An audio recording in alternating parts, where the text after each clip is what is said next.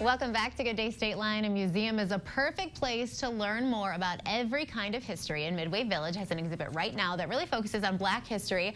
Lonna's here to talk about it this morning. Hi, Lonna. Hi. Love hanging out with you, love learning with you, learning from you. Midway Village, you guys are open again? We are open. It's going well. As the weather warms up, more people, which Yes. is wonderful. But I know we're going to talk about the Green Book. Yes, we want to talk about Green Book. So this is an exhibit that you have, which is a great one to visit during Black History Month. It is. The Green Book actually was a title of a major motion picture, but really what this does is it tells the story about African Americans who would be traveling between 1930s and really the civil rights movement in the 1960s. They would have a green book literally as a reference as to where they could stay when they were traveling throughout the United States. And on display we have as artifacts some of those green books and also the story behind what that meant for the African American experience. That's really cool. You know, I was researching this a little bit today before we were going to sit down and talk. And this is something that, like, before that movie came out, which I want to say was 2018. It might have been 2019. But before that movie came out, you know, this was something that maybe you learned a little bit about, but not huge, like in history class or anything like that. Exactly. And thank you for saying that, because part of what we do at Midway Village Museum is to try to tell those stories that people might not really know about. And I'm real glad that we're focusing in on this, that it was a movie, but more importantly, how it affected Rockford.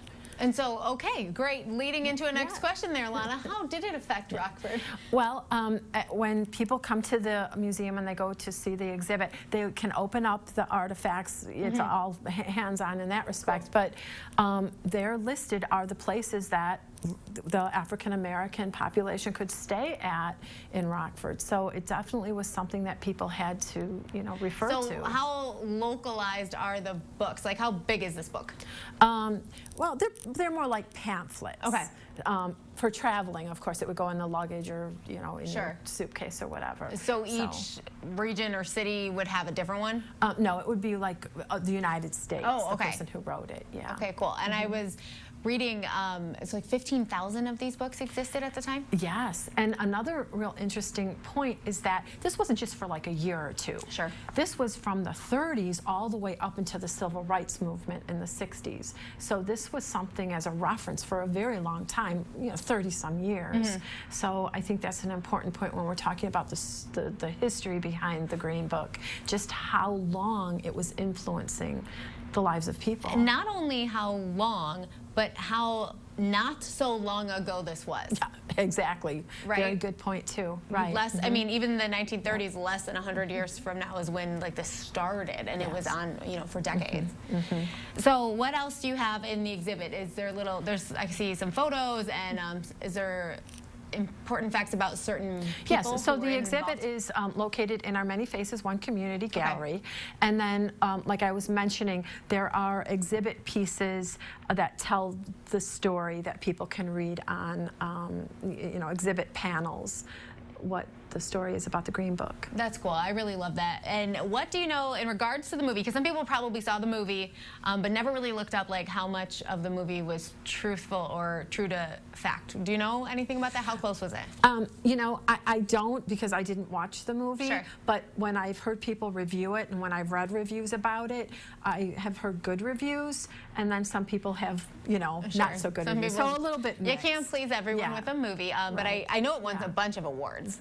Yes, it did. Oh, yeah, it was a big blockbuster hit, and I think you were right, and that was about 2018. I think so. Right. I think so. So this is in our Many Faces One Community Gallery, and we are open for self-guided tours, and we opened in January. So, like I said, as the weather warms up, we see more people, and we just want to make sure that people know that they can come on out to the museum and see our different exhibits. So before we go, you have an exhibit for women's history coming up for March, right?